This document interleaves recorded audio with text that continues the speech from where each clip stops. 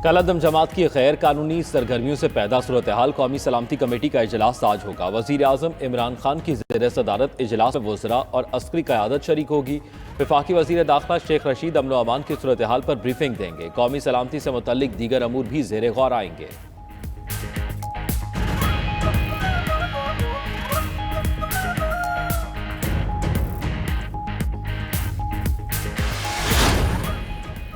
वज़ीर आला पंजाब उस्मान बुज़दार ने अमन आमा की सूरत हाल का जायजा लेने के लिए इजलास तलब कर लिया। सूबाई वज़ीर कानून राजा बशारत, मुआविन खुसूसी इत्तलाआत हसन खावर, पुलिस अफसरान और दीगर हुक्काम शरीक होंगे। उधर GT रोड पर आज भी जगह जगह रुकावटें, आवाम को मुश्किलात, तालीमी इदारे, मोबाइल फोन सर्विस बंद, रावलपिंडी में भी रास्तों की बंदिश।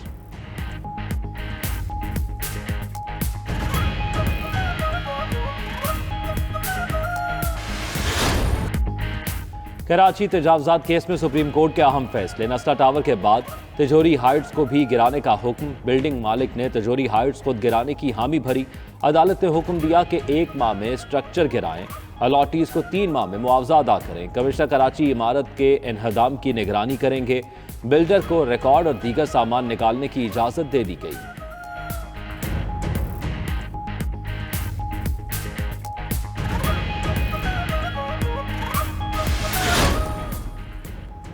नस्ला टावर के मकीनों की मुंतकली का अमल जारी। बेशतर मालिकान अपने फ्लैट्स खाली कर चुके। जिला इंतजामिया का कहना है नस्ला टावर का कंट्रोल ले लिया है। गैस, सीवरेज समेत दीगर कनेक्शन पहले ही मुनक़ते कर चुके। बिल्डिंग गिराने के लिए इश्तिहार भी जारी किया जा चुका। सुप्रीम कोर्ट ने नस्ला टावर गिराने के लिए 1 हफ्ते की मोहलत दे रखी है।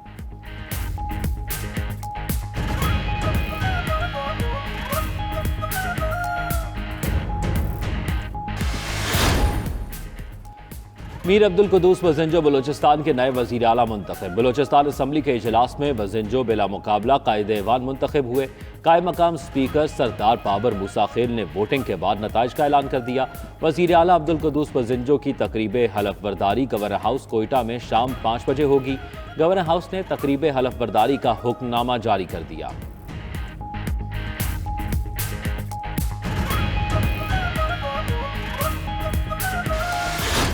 मौजूदा हुकूमत मुझे नहीं लगता कि ये अपनी टर्म पूरी करेगी, क्योंकि इनके लक्षण जो है वो टर्म पूरा करने वाले हैं ही नहीं। इन्हें गिराने की तो कोई कोशिश नहीं की गई, जबकि इन्होंने तो साजिश की थी गिराने की, लेकिन वो अब खुद गिरना चाह रहे हैं तो उनको कौन रोके। हुकूमत को निकालने का ताल्लुक है तो जितनी जल्दी अपोजिशन को है हुकूमत को निकालने की, उससे ज़्यादा निकलने की जल्दी खुद हुकूमत को है।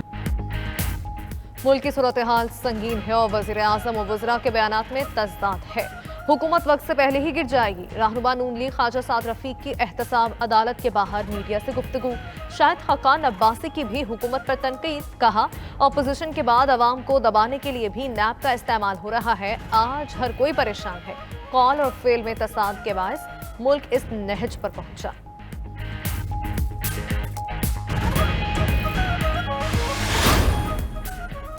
महंगाई के खिलाफ पीपल्स पार्टी का आज मुल्क गिर एहतजाज होगा। शहरी रहमान कहती हैं हुकूमत से मईशत संभली ना मुल्क, 2 साल मजीद हुकूमत रही तो मुल्क और मईशत का दिवालिया निकल जाएगा। खुर्चीचा कहते हैं जो वजीर आजम मुल्क के लिए रिस्क बन चुके, ये मईशत नहीं संभाल सकते, उन्हें इक़्तिदार में रखने का भी हक नहीं।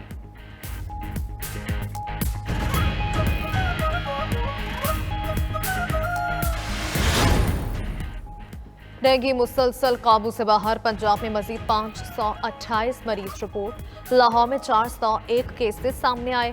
खैबर पख्तूनख्वा में डेंगू के बायस एक शहरी जाँ बहक। 100 से ज्यादा अफराद में डेंगू वायरस की तस्दीक। इस्लामाबाद में भी 58 अफराद डेंगू का शिकार। रहनुमा नून लीग ख्वाजा सलमान रफीक ने वज़ीर आला पंजाब और वज़ीर सेहत से हलाकतों की तहकीकात करवाने का मुतालबा कर दिया।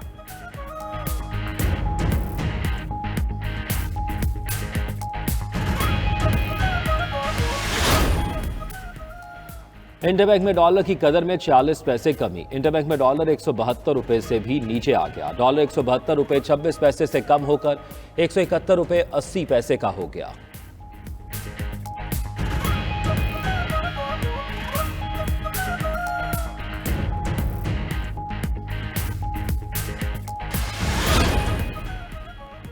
कराची में सनतों को गैस सप्लाई की मुअत्तली से सूरत हाल संगीन। पैदावारी सरगर्मियां मुतासिर।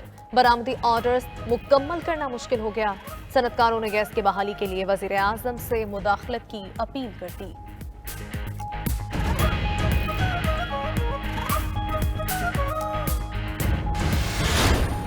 T20 वर्ल्ड कप में शाहीनों का आज तीसरा इम्तिहान। शाम 7 बजे दुबई में मद्दे मुकाबिल होंगे पाकिस्तान और अफगानिस्तान। गुज़िश्ता रोज कौमी खिलाड़ियों ने बैटिंग, बॉलिंग और फील्डिंग की सलाहियतों को निखारा। हेड कोच कहते हैं किसी भी टीम को आसान हरीफ नहीं समझते।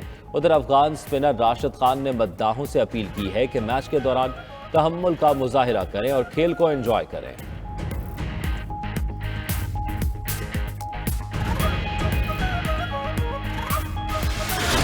अफगानिस्तान की टीम थोड़ी टफ लगेगी मुझे, क्योंकि उनके पास अच्छे स्पिनर हैं और पिछला मैच भी उन्होंने अच्छे मार्जिन से जीता हुआ। अच्छी टीम है, उनकी ईद नहीं लेना चाहिए ना, तो पाकिस्तान को मतलब एक अच्छी जज्बे के साथ खेलना चाहिए। हमें बहुत उम्मीद है पाकिस्तान इंशाल्लाह अफगानिस्तान से भी जीतेगी। अफगानिस्तान को हल्का नहीं लेना चाहिए, वो एक अच्छी टीम है। यूनिटी के साथ खेलना होगा उन लोगों के लिए, यूनिटी के साथ खेले तो इंशाल्लाह जीत सकते हैं। नो डाउट कि हमारा मोराल जो है वो बहुत हाई है, क्योंकि हमने न्यूजीलैंड और इंडिया को हराया है, but still Afghanistan is a strong opponent.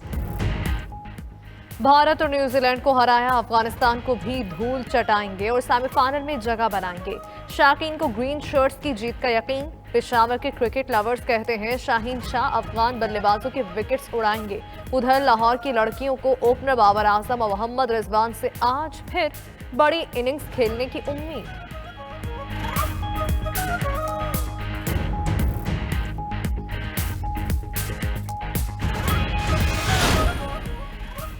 आलमी मार्केट में खाम तेल की कीमतों में दूसरे रोज भी कमी। अमरीकी खाम तेल की कीमत 1.3% गिर गई, फी बैरल 81.62 डॉलर पर आ गया। बरतानवी खाम तेल की कीमत में 1.2% कमी रिकॉर्ड, कीमत 83.59 डॉलर फी बैरल हो गई।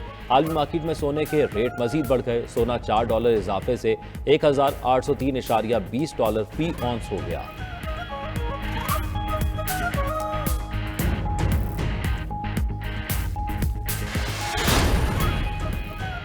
इसराइल के तौसी पसंदाना अज़ाइन को बड़ा धचका। 12 यूरोपीय ममालिक ने मगरबी किनारे में इसराइली रहायशी मंसूबे की मुखालिफत कर दी। सहयूनी रियासत से फ़लस्तीनी इलाकों में यहूदी बस्तियों की तामीर रोकने का मुतालबा।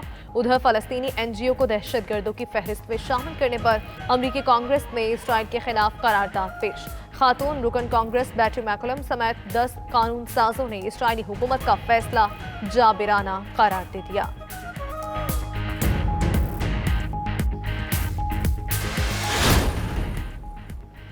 और फेसबुक ने कंपनी का नाम तब्दील करके मेटा रख दिया। कंपनी ने नाम कानूनी मुश्किलात और तनकीद के बाद तब्दील किया। नाम की तब्दीली का ऐलान फेसबुक के CEO मार्क ज़करबर्ग ने वर्चुअल इजलास में किया।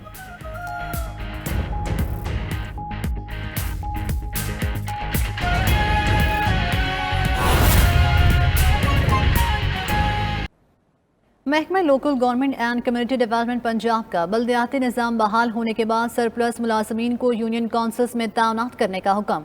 यूनियन काउंसिल्स का निज़ाम खत्म करके फील्ड ऑफिस का निज़ाम नाफिज किया गया था। नो लोकल गवर्नमेंट सर्विस के 6000 मुलाजमीन को सरप्लस पोल में डाला गया था। सरप्लस पोल के मुलाजमीन को बल्दियाती इदारों के सरबराहान को रिपोर्ट करने की हिदायत की है। मजीद जान लेते हैं नुमाइंदा 92 न्यूज़ बाबर अली से। बाबर अली बताएगा मुलाजमीन को मजीद क्या हिदायत जारी की गई। जी, पंजाब हुकूमत की जानिब से जब यूनियन कौंसिल का निज़ाम ख़त्म किया गया था तो 3 यूनियन कौंसिलों के इलाकों को एक फील्ड ऑफिस में ज़म कर दिया गया था। इसके साथ साथ लोकल गवर्नमेंट सर्विस के 6000 मुलाजमीन को सरप्लस पूल में डाल दिया गया था। अब जबकि अदालती हुक्म पर यूनियन कौंसिल का निज़ाम दोबारा बहाल हो चुका है, तो महकमा लोकल गवर्नमेंट की जानिब से सरप्लस पूल में डाले गए मुलाजमीन को दोबारा यूनियन कौंसिल दफातर में रिपोर्ट करने का हुक्म दिया गया है। यहाँ मैं आपको ये बताता चलूँ कि यूनियन कौंसिल के मुतअद्दिद जो दफातर थे वो किराए की इमारतों में कायम थे। जब फील्ड ऑफिस कायम हुए तो सिर्फ सरकारी इमारतों पर इक्तफा किया गया और वहाँ पर ही फील्ड ऑफिस कायम किए गए। अब यूनियन कौंसिल के दफातर को दोबारा तो कायम नहीं किया गया। एक फील्ड ऑफिस में ही 3 यूनियन कौंसिलों के सेक्रेटरी, बल्दियाती नुमाइंदे और दीगर स्टाफ अपने फ़राइज़ सर अंजाम देंगे। जी।